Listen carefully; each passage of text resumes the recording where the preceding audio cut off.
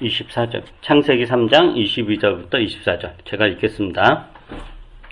주 하나님이 말씀하셨다. 보아라, 이 사람이 우리 가운데 하나처럼 선과 악을 알게 되었다. 이제 그가 손을 내밀어서 생명나무의 열매까지 따서 먹고 끝없이 살게 하여서는 안 된다. 그래서 주 하나님은 그를 에덴 동산에서 내쫓으시고 그가 흙에서 나왔으므로 흙을 갈게 하셨다. 그를 쫓아내신 다음에 에덴 동산의 동쪽에 그룹들을 세우시고 빙빙 도는 불칼을 두셔서 생명나무에 이르는 길을 지키게 하셨다. 오늘 설교는 조금 어려울 수도 있고, 그러니까 어렵다는 거는 무슨 말이 어렵다기보다 개념이 좀 어려울 수도 있어서 잘 들으시면 좋을 것 같습니다. 설교가 어렵다 그랬을 때 이제 두 가지 의미가 있는데, 방금 개념이 좀 어렵다라는 것도 있고, 그래서 설교가 길다 일 수도 있어서 미리 이제 잘 각오하시고, 지금 40분인데 12시 넘어서 끝나겠죠? 마음을 푹 놓으시고 설교에 집중을 해 주시기 바랍니다.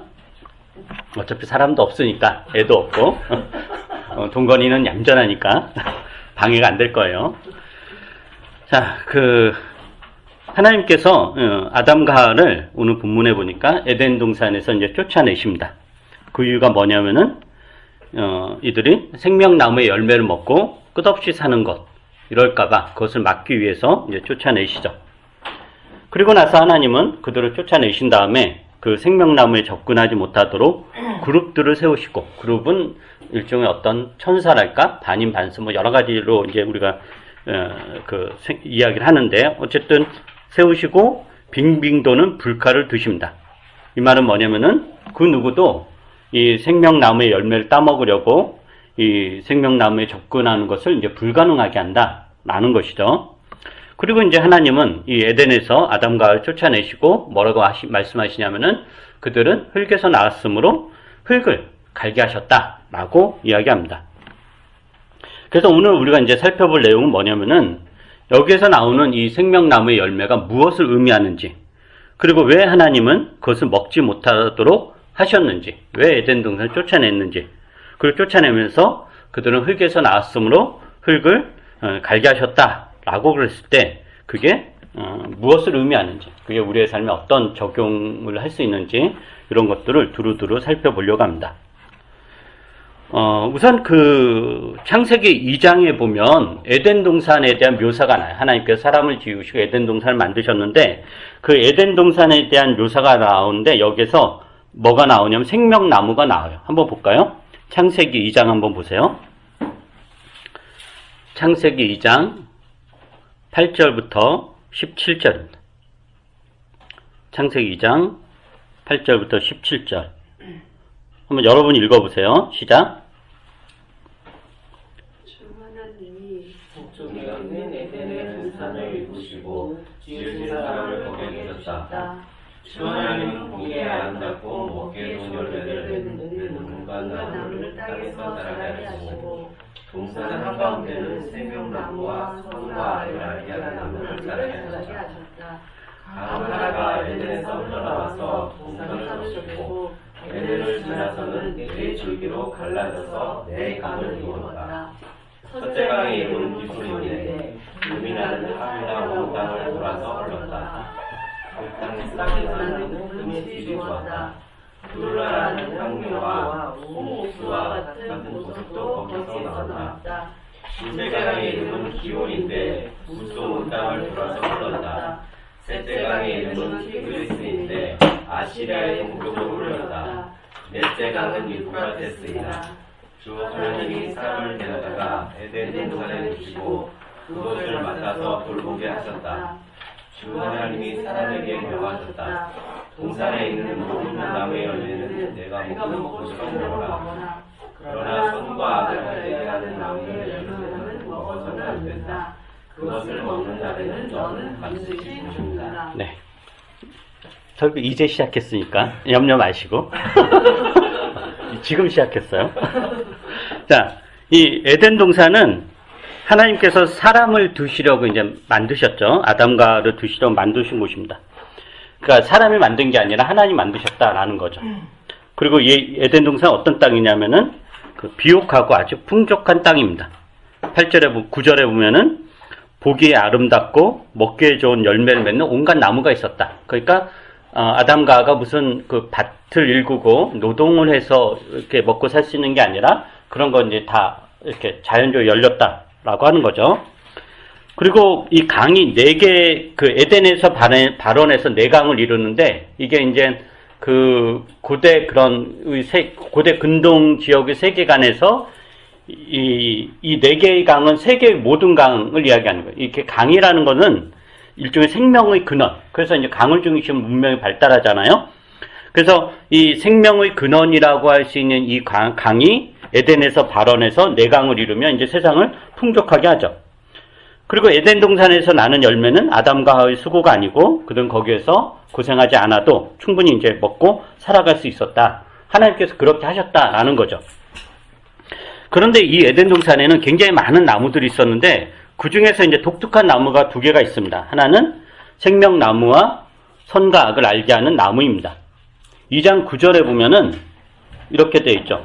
동산 한가운데는 생명나무와 선과 악을 알게 하는 나무를 자라게 하셨다라고 합니다. 그러니까 동산 중앙에 나무가 뭐가 있었냐? 생명나무와 선악을 알게 하는 나무. 여기서 동산 중앙에 있다는 거. 그리고 그 앞에 수많은 그 열매 맺는 나무들이 있었다 그랬는데 그 수많은 열매 맺는 나무들 이름은 안 나오잖아요. 그냥 통틀어서 그냥 나무들 이렇게 하는데 이 동산 중앙에 있었고 그리고 그 수많은 나무 중에서 이 2 나무만 이름이 나오죠. 생명나무, 선악을 알게 하는 나무. 그럼 이런 걸 보면은 이 2 나무가 굉장히 특별한 나무다라는 것을 우리가 알 수 있습니다.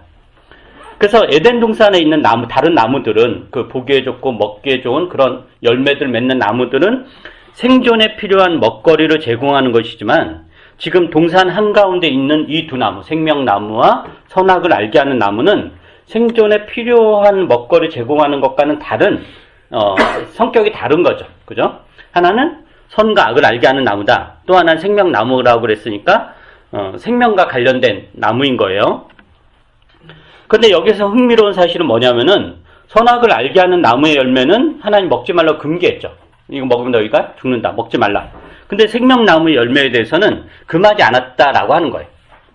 그거는 사실 먹어도 되는 거죠. 금하지 않았으니까. 오직 선과 악을 알게 하는 나무의 열매만 먹지 말라 그랬어요. 그리고 나중에 보면 이제 뱀이 아담과 유혹할 때 뭘로 유혹하냐면은 생명나무로 유혹하지 않고 선악을 아는 나무로 유혹을 하죠. 그래서 그 열매를 따먹는 거예요. 여기서 이제 여러분이 알고 가야 될 건 뭐냐면은 여기서 생명나무라든가 선악을 알게 하는 나무라든가 이런 표현은 실제로 이런 나무가 있었다는 뜻이 아니라 실제로 그런 뜻이 아니라 이건 일종의 상징이에요. 상징 혹은 비유. 그럼 뭘 상징하는 걸까라는 거죠. 선악을 알게 하는 나무의 열매를 따먹는다라는 건 우리가 여러 번 이야기를 했어요. 그건 뭐냐? 아담과 하와가 선악을 알게 하는 나무의 열매를 따먹었다. 이건 어떤 뜻이냐면은 무엇이 선이고 무엇이 악인지를 하나님으로부터 배워야 되는데 아담과 하와가 그것을 거부하고 스스로 자신들이 결정한다라는 뜻이에요. 즉 하나님과의 사귐을 거부하고 스스로 독립적으로 무엇이 옳고 그른지를 결정하며 살겠다. 이게 이제 선악을 아는 나무의 열매를 따먹었다. 거기에 담겨있는 의미입니다. 그런데 스스로 독립적으로 무엇이 옳고 그른지 결정하며 살겠다. 이게 나쁜 건 아니죠.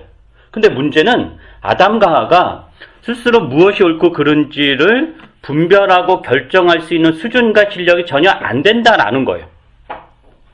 그러니까 하나님이 이들에게 선악을 아는 나무의 열매를 먹지 말라고 한 것은 무엇이 선이고 무엇이 악인지를 너희들 알 필요가 없어. 이게 아니라 무엇이 선이고 무엇이 악인지를 너희가 결정하지 말고 나에게 배워야 된다. 나에게 배워서 무엇이 선이고 무엇이 악인지를 결정해야 된다라는 거예요. 그런데 아담과 하와는 이것을 거부하죠. 그냥 우리 마음대로 하겠다라고 하는 거예요. 이게 이제 선악을 알게 하는 나무의 의미고, 그러면 이제 생명나무의 의미는 뭘까? 보면은 그 오늘 읽은 본문 3장 22절에 보면 이런 표현이 있죠.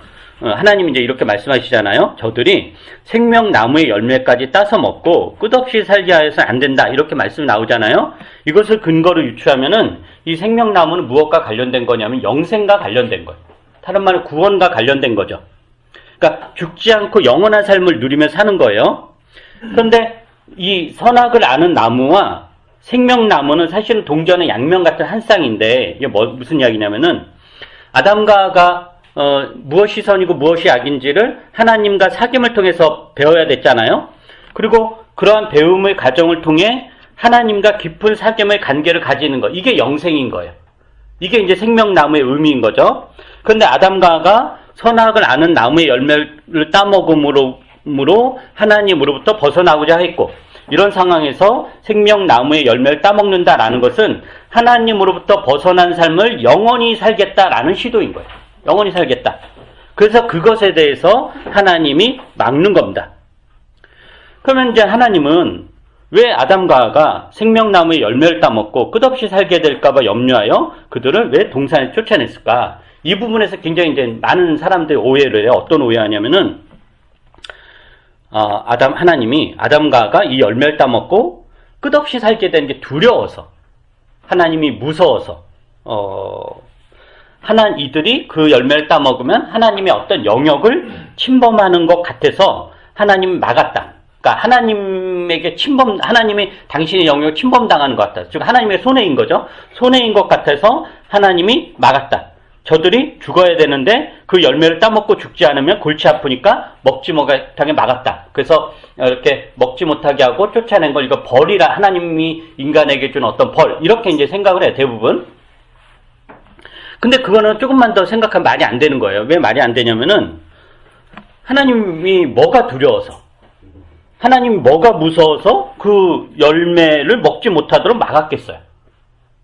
진짜 걔네가 그 열매를 따먹어서 영원히 산다고 해서 하나님이 어쩔 줄 모를 수가 있는 게 아니에요. 그러면 그게 전능하신 분이 아닌 거잖아요. 하나님이 두렵고 무서워서 하나님이 당신의 영역을 지키기 위해서 막은 게 아니다 라는 거예요. 그럼 왜 먹지 못하도록 막으셨을까? 그 이유는 이렇습니다. 그 창세기 17장을 한번 다 보세요. 17장부터 19절을 여러분이 한번 읽어보세요. 왜 하나님이 이게 막았을까? 창세기 3장 17절부터 19절. 여러분 읽어보시기 바랍니다. 창세기 3장 17절부터 19절 시작. 남자에게 이렇게 말하였다.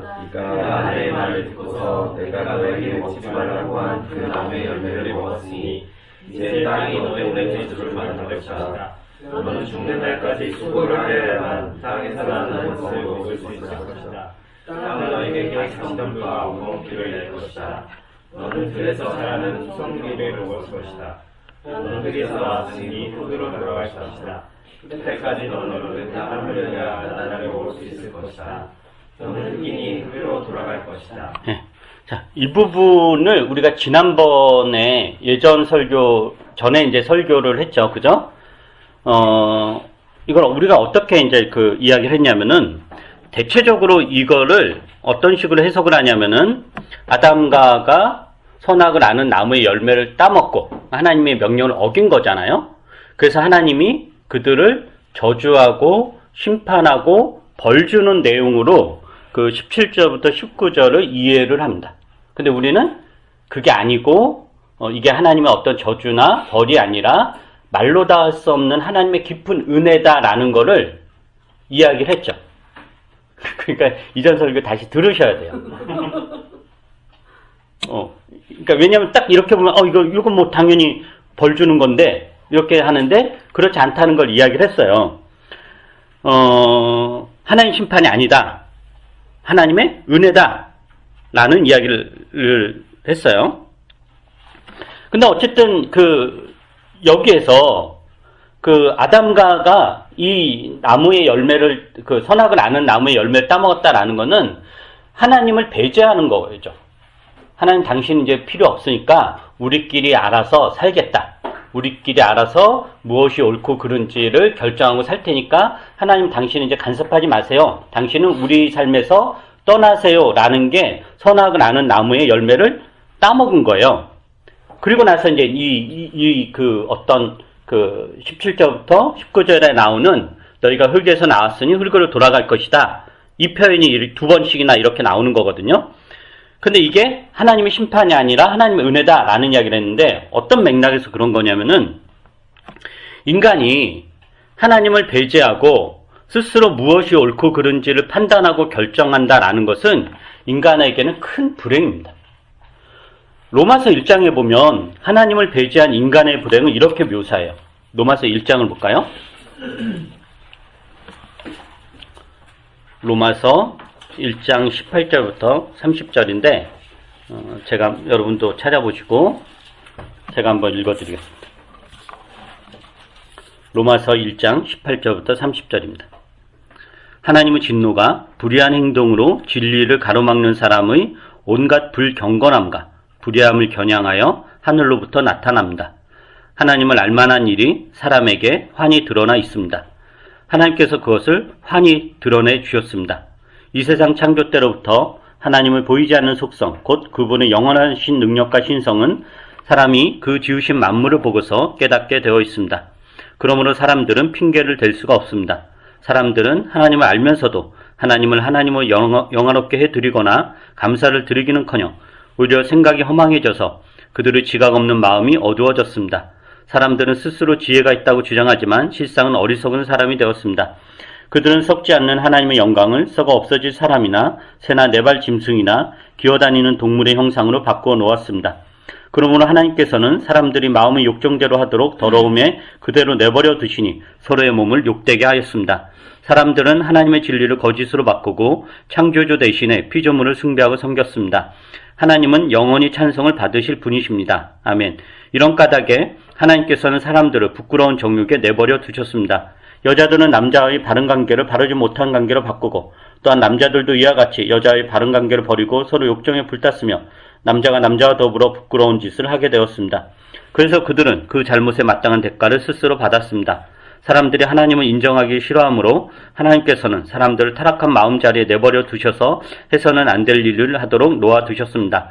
사람들은 온갖 불의와 악행과 탐욕과 악의로 가득 차 있으며 시기와 살이와 분쟁과 사기와 저기로 가득 차 있으며 수군거리는 자요, 중상하는 자요, 하나님을 미워하는 자요, 불순한 자요, 오만한 자요, 자랑하는 자요, 악을 꾸미는 모략꾼이요, 부모를 거역하는 자요, 우매한 자요, 신의가 없는 자요, 무정한 자요, 무자비한 자입니다. 그들은 이와 같은 하는 자들은 죽어야 마땅하다는 하나님의 공정한 법들을 알면서도 자기들만 이런 일을 하는 것이 아니라 이런 일을 저지른 사람을 두둔하기까지 합니다. 자, 이게 어떤 내용이냐면은 그 전에 이 부분은 또 로마서 강의를 보면 굉장히 자세하게 나와 있고 특히 여기에 보면 이제 일부 이제 성소수자들을 이렇게 혐오하고 제약시하는 일부 이제 기독교인들이 이 구절을 근거로 하는데 이 구절이 그렇지 않다라는 거는 또 동성애 관련된 시리즈 설교 제가 했고 그게 전자책에 나와 있잖아요. 그걸 보시면 자세하게 나와 있으니까 그거 꼭 보시고 자, 간단하게 이야기하면 사람들이 하나님을 안다라는 거죠. 하나님을 부인할 수 없는 하나님의 신성이 온 세상에 나타났다. 그러니까 하나님을 안다라는 거예요. 그런데 일부러 하나님을 부인하고 하나님의 영광을 사람이나 동물의 형상으로 바꿉니다. 그래서 사람들이 하나님을 인정하기를 싫어하고 하나님의 진리를 거짓으로 바꾸고 하나님 대신에 피조물을 숭배하고 섬긴다라는 거죠. 그래서 사도 바울의 입장은 사람들이 무지해서 하나님을 섬기지 않는 게 아니라 모르는 게 아니라 일부러 하나님 알만한 것이 온 땅에 가득 차 있음에도 불구하고 일부러 하나님을 부인하고 싫어한다. 그래서 하나님에 대한 감정이 그냥 모른다가 아니라 싫어한다라는 거죠. 그러니까 하나님에 대한 어떤 적대적 감정을 가지고 있다. 그래서 그들의 삶에 하나님을 철저하게 배제합니다. 그러자 하나님이 어떻게 하셨어요? 벌을 주지 않아요. 저 인간들이 나를 싫어해? 나를 인정하지 않아? 번개를 맞아. 이런 식으로 벌을 준 게 아니라 하나님이 어떻게 하셨다고 그러냐면은 사도 바울에 의하면은 그냥 내버려 두셨다라고 그래요. 내버려 두셨다. 저들이 나를 안 받아들이니 그럼 내가 어찌하겠냐? 그래, 니네 알아서 살아. 니네 마음대로 살아. 하고 내버려 두셨다. 라는 거예요. 간섭하지 않으시고 마음대로 살도록 내버려 두셨다라는 거죠. 그저 어떤 일이 벌어졌다는 거예요? 세상에 온갖 불의와 악행과 탐욕과 착취와 살인과 폭력이 난무하였다는 거죠. 지옥이 따로 없는 거죠. 이게 지옥인 거예요. 그럼 이런 세상에서 영원히 산다는 것이 복된 것일까? 라는 거예요. 지옥에서 영원히 사는 게 그게 복된 것일까? 지옥에서 복된 건 뭘까요? 지옥에서 복된 건 빨리 죽는 거죠. 영원히 사는 게 복된 게 아니죠. 지옥에선 빨리 죽는 거예요. 그래서 하나님이 아담과 하와에게 흙으로 돌아왔으니 흙으로 돌아갈 것이다 라는 말씀은 그들에게 베푸신 은혜다 라는 거예요. 그들에게 대한 죽음에 대한 선고, 흙에서 나왔으니 흙으로 돌아갈 것이다. 이 말씀은 하나님이 말로 닿을 수 없이 그들에게 베풀 은혜다라는 거죠. 그래서 이런 맥락에서 지금 생명나무의 열매를 먹지 못하도록 에덴 동산에 쫓아내신 것도 벌이 아니라 은혜다라는 거예요. 선악을 아는 나무의 열매를 따먹고 그게 상징하는 건 하나님 없이 살겠다라는 거잖아요. 그런 의지의 표현인데 그런 상황에서 생명나무의 열매까지 따먹는다면 아까 이야기했듯이 이들이 지옥에서 영원히 살아가야 된다는 것을 의미하는 거예요. 그러니까 로마서 1장에서 표현한 세상의 죄악에서 영원히 살아야 된다라는 것을 의미하는 거죠. 그래서 그것을 막기 위해서 에덴 동산에서 쫓아내십니다. 그러니까 그것은 벌이 아니라 은혜인 겁니다. 물론 아담과 하와는 생명나무의 열매를 먹을 수 있었습니다. 그러나 그 조건은 하나님의 말씀에 순종하며 하나님의 뜻을 배우고 하나님과 깊은 사랑의 관계를 유지해야 하는 것입니다. 그러나 이들은 선악을 아는 나무의 열매를 따먹음으로 그 관계를 깨뜨렸기에 이 생명나무의 열매를 먹는 것은 더 이상 그들에게 복이 아니라 저주가 될 것이고 그러기에 하나님이 막으신 것. 그러므로 벌이나 심판이 아니라 하나님은 말로 닿을 수 없는 은혜와 사랑이 에덴 동산에서 쫓겨난 것을 통해서 우리가 확인할 수 있는 겁니다. 그 24절에 보면 3장 24절에 보면 이런 표현이 있죠. 에덴 동산의 동쪽에 그룹들을 세우시고 빙빙 도는 불칼을 두셔서 생명나무에 이르는 길을 지키게 하셨다. 이 말씀이 있는데 이 말은 뭐냐면은 이제 사람은 에덴에서 쫓겨난 사람은 더 이상 생명나무에 접근할 수 없다. 생명나무를 볼 수도 없고 만질 수도 없고 먹을 수도 없게 되었다라는 것을 의미해요. 즉 인간이 거하는 세상에서 생명나무는 사라집니다. 근데 신기하게도 이게 뭐 의도적인 건지 우연인지 모르지만은 성경이 이제 창세기부터 계시록까지 있잖아요. 그리고 창세기부터 계시록 어느 한 사람 일관적으로 딱 쓴 게 아니라 수많은 지역에서 수많은 사람들이 그리고 한 저자가 아닌 어떤 공동체적 편집 이런 거 과정을 통해서 아주 오랜 세월에 걸쳐서 이렇게 쭉 이어진 거잖아요. 우리가 정경으로 받아들이는 성경 66번 창세기 1부터 계시록까지. 근데 이 생명나무가 놀랍게도 창세기 3장에서 이렇게 이제 나오고 인간이 쫓겨나고 하나님이 이제 지켜서 접근을 못하게 하고 사라지게 하잖아요. 그래서 성경에는 이젠 안 나와요. 안 나오고 어디에 나오냐면은 성경의 마지막인 요한계시록에 생명나무라는 표현이 나와요. 물론 이제 그 잠언인가 전도서에도 한 번 나오긴 하는데 그거는 이제 그냥 다른 어떤 비유적인 은유적인 의미여서 그건 여기에서 이야기하는 생명나무라고 할 수는 없고 창세기 3장에서 이야기하는 생명나무가 창세기 3장을 끝으로 더 이상 성경에 전혀 언급되지 않다가 요한계시록에 이렇게 드디어 나와요. 한번 찾아볼까요? 요한계시록 2장 7절 한번 보세요. 요한계시록 2장 성경 맨 마지막 요한계시록 2장 7절입니다. 한번 찾았으면 여러분이 한번 읽어보세요. 시작. 기가진 사람은 성령이 교회들에 하시는 말씀을 들으라. 이기는 자에게는 내가 하나님의 나무에 있는 생명나무의 열매를 줄 수 없게 하겠다. 그래서 이기는 사람에게는 하나님의 낙원에 있는 생명나무의 열매를 주어서 먹게 하겠다. 생명나무가 나오죠. 근데 창세기 3장에서 그 생명나무 어디에 있었냐? 에덴 동산에 있었잖아요. 근데 지금 요한계시록에서 이 생명나무가 어디에 있어요? 하나님은 낙원에 있다. 라는 거예요. 하나님은 낙원에. 그리고 어떤 사람들이 먹느냐? 이기는 사람이 먹는다라는 거죠. 여기서 이긴다라는 것은 신앙의 경주를 끝까지 하고 하나님 백성으로서 이제 끝까지 살았다라는 것을 의미해요. 그러니까 아담과 하와가 못한 거죠. 아담과 하와는 그 선악을 아는 나무의 열매를 따먹음으로 그 끝까지 경주해야 되는 거를 포기했던 거죠. 근데 이기는 사람이라는 것은 그래서 끝까지 이제 경주했다. 이런 맥락인데, 그들에게 생명나무의 열매를 주어서 먹게 하겠다라는 거예요. 그 다음에 요한계시록 마지막 장이 22장인데, 22장에 보면, 한번 22장 보세요. 요한계시록 22장. 이건 제가 한번 읽어보세요. 22장. 좀 길지만, 1절부터 21절까지. 이런 때 아니면 우리가 성경을 읽겠습니까? 언제 읽겠어요? 그죠? 여러분, 주중에 안 읽고 있다는 것 제가 다 아니까, 이런 때 아니면 우리가 물 들어올 때 노저우라고, 이럴 때라 성경임을 읽어야겠죠? 제가 한번 읽어드리겠습니다. 요한계시록 22장 1절부터 21절까지입니다. 이거는 지금 요한계시록 21장은 어떤, 하나님의 종말적 심판이 끝난 후에 새하늘과 새 땅에 관한 그 이야기예요. 천사는 또 수정과 같이 빛나는 생명수의 강을 내게 보여주었습니다. 그 강은 하나님의 보좌, 어린 양의 보좌로부터 흘러나와서 도시의 넓은 거리 한가운데로 흘렀습니다.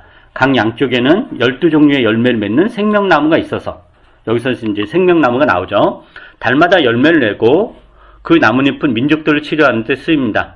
다시는 저주를 받을 일이라고는 아무것도 그 도성에 없을 것입니다.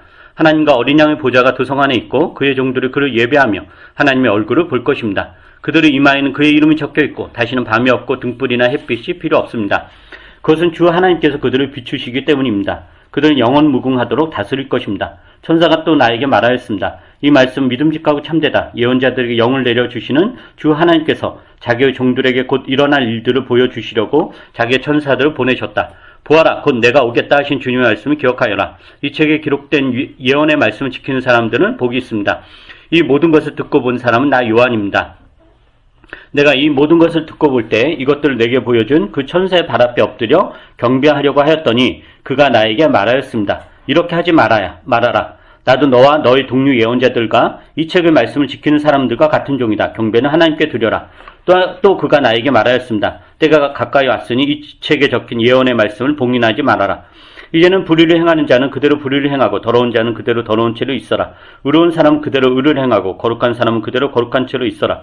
보아라, 내가 곧 가겠다. 나는 각 사람에게 그 행위대로 갚아주려고 상을 가지고 간다. 나는 알파며 오메가, 곧 처음이며 마지막이요 시작이며 끝이다.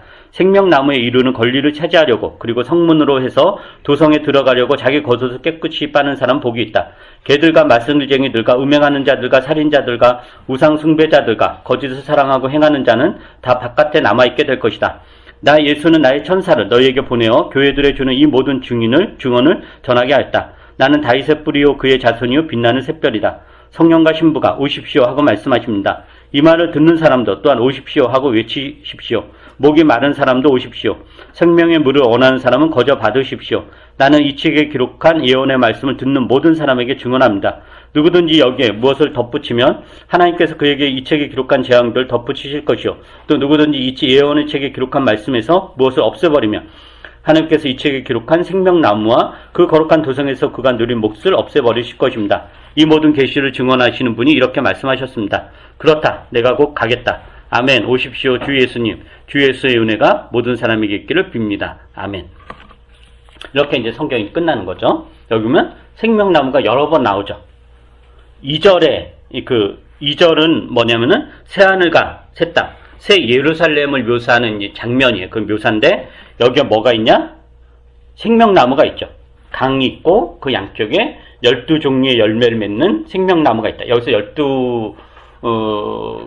12가 상징하는 거는 모든 열방, 모든 민족, 그걸 이제 이야기하는 건데, 그리고 그 나무의 역할이 뭐냐? 치료다. 회복시키는 역할을 하는 거죠. 그 다음에 이제 14절에서도 생명나무가 나오죠. 14절에서는 생명나무에 이르는 권리를 차지하려고 자기 겉옷을 깨끗이 빠는 사람 복이 있다라고 그래요. 즉, 행실을 바르게 하고, 하나님의 뜻대로 사는 사람은 생명나무에 이른다라는 거죠. 그 다음에 19절에서는 또 뭐라고 하냐면은 예언의 책에 기록한 말씀에서 무엇을 없애버리면 생명나무의 몫을 없애버린다라고 그래요. 여기서 기록한 말씀 무엇을 없애버린다라는 것은 하나님의 말씀을 거역하고 무시하면 생명나무에 참여할 수 없다라는 거죠. 아담과 하와가 그랬던 거죠. 그래서 그들이 이 열매에 이제 참여할 수 없었던 거죠. 그래서 이런 것을 보면 생명나무가 상징하는 게 뭘 의미하는지 분명해지죠. 그게 뭐냐면은 다른 말로 하면 구원입니다. 구원. 다른 말로 하면 하나님과 영원한 사귐 혹은 하나님과의 사랑, 영생 여러 가지 표현할 수 있는데 구원입니다. 그러면 이 영생은, 이 구원은 어떻게 얻어지는가? 내 힘으로, 스스로 능력으로 이루어지는 것이 아니라 하나님의 뜻에 온전히 순종하고 하나님을 온전히 사랑하는 것으로 이루어집니다. 이제 마지막으로 하나만 더 간단히 살펴보고 설교를 마치려고 합니다. 그 3장 다시 돌아가서 3장 23절에 보면 하나님이 아담과 하와를 에덴 동산에 쫓아내시고 뭐라고 하셨냐면은 흙에서 나았으므로 흙을 갈게 하셨다라고 그래요. 그 다음에 창세기 3장 19절 한번 보세요. 창세기 3장 19절에 보면은 흙에서 나았으니 흙으로 돌아갈 것이다 라고 그래요. 아까도 이야기했듯이 이 말씀이 흙에서 나았으니 흙으로 돌아갈 것이다. 이 말씀이 저주와 심판의 말씀이 아니라 인간의 구원을 위한 하나님의 은혜다라는 맥락에서 우리가 예전 설교에서 이제 살펴보았고 오늘도 잠깐 이야기했죠. 그래서 23절의 흙에서 나았으니 흙을 갈게 하셨다라는 말씀도 저주와 심판이 아니라 생명나무의 열매에 참여할 수 있도록 하기 위한 하나님의 은혜다라는 거예요. 그리고 요한계시록에 보면은 이 생명나무는 사라진 것이 아니라 새하늘과 새 땅, 새 예루살렘이 있다라는 거죠. 그러니까 이 생명나무는 지금 우리가 이 세상에서 취할 수 있는 것이 아니라 이 온 우주가 심판을 받고 나중에 우리가 하나님 나라에 설 때 먹을 수 있는, 참여할 수 있는 게 이 생명나무인 것입니다. 그렇다면 이 생명나무가 있는 새하늘과 새 땅에 참여하기 위해서 우리가 어떻게 해야 되는가라는 거죠. 그게 바로 이 구절인 거예요. 흙에서 나았으니 흙을 갈게 하는 삶으로 가능하다라는 거예요. 이게 뭘까? 흙에서 나았으니 흙을 간다. 그럼 이게 뭔 뜻일까요? 쉽게 이야기하면은 일상에 충실한 것을 의미합니다. 인간이 뭐죠? 창세기 3장에서 보는 인간은 뭐예요? 흙이에요. 이 흙이 먼지로도 번역할 수 있어요. 먼지, 흙 다 같은 말이죠. 즉 우리는 먼지다라는 거죠. 먼지. 그 흙의 본분에 맞게 충실하게 흙으로서 살아가는 것, 이게 흙을 간다라는 거예요. 즉 우리가 발을 딛고 있는 이 현실, 이 세상에서의 삶을 충실하게 사는 것, 이것으로 우리는 생명나무의 열매를 먹을 수 있습니다. 그래서 이런 맥락에서 기독교적 구원이나 영생은 초월을 추구하거나, 즉 이 세상 떠나 어떤 초월적인 세계를 추구하거나 이 세상을 떠나 어떤 방식으로 이루어지는 것이 절대로 아닙니다. 오히려 일상의 충실함으로 영생을 누릴 수 있습니다. 대부분의 사이비 종교가 어떻죠? 대부분. 여러분이 알고 있는 대부분의 사이비 종교의 특징은 뭐예요? 그들은 일상을 무시하죠. 일상이 헛되다라고 그래요. 그래서 희한한 방법으로 초월을 추구하고 온갖 실수로 소위 초월적인 경험을 하고 그것을 구원이라고 합니다. 그게 꼭 기독교적 배경의 어떤 사이비 종교만이 아니라 무슨 인도의 무슨 명상 이런 거 다 마찬가지입니다. 희한한 방법으로 초월을 추구하고, 그래서 이런 사이비 종교는 결국 어떻게 하냐? 이 세상의 모든 것이 다 부질없다. 부질없으니까 결국 뭐 하라고 하냐면은 돈도 내놓고 집도 내놓고 가족도 내놓고 다 내놓으라. 그 부질없는 거 왜 움켜잡으려고 하냐? 그거 다 바치라 라고 하죠. 그런 건 다 구원의 걸림돌이니까 다 내놓고 우리가 초월을 추구하자 라는 거예요. 그리고 이제 정작 자신들은 뭐예요? 그 돈으로 호화로운 생활을 하죠. 호화로운 생활. 그러나 기독교적 구원은 절대로 그렇게 이루어지지 않습니다.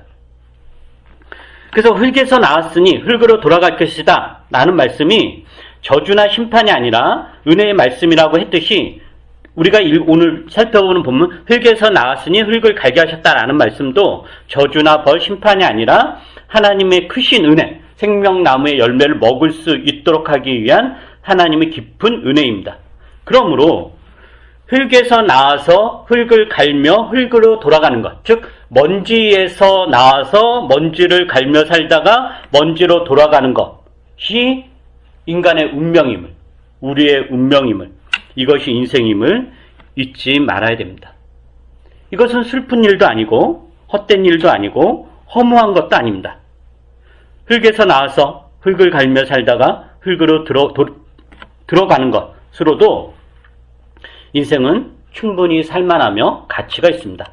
그것을 넘어서는 어떤 의미와 가치가 있으면 뭐 좋게 하겠지만 그것으로도 살아가는데 충분합니다. 그러니까 쉽게 이야기하면 우리 사람이 왜 사느냐? 우리가 왜 사느냐? 온갖 우리는 이유를 대죠. 의미와 가치를 부여하죠. 그런 성경이 하는 이야기 이겁니다. 왜 사느냐? 살아있으니까 산다라는 거예요. 그거 이상의 이유는 없습니다. 살아있는 동안에는, 숨쉬는 동안에는 숨쉬는 일에 충실하며 살아가는 것, 이게 인생입니다.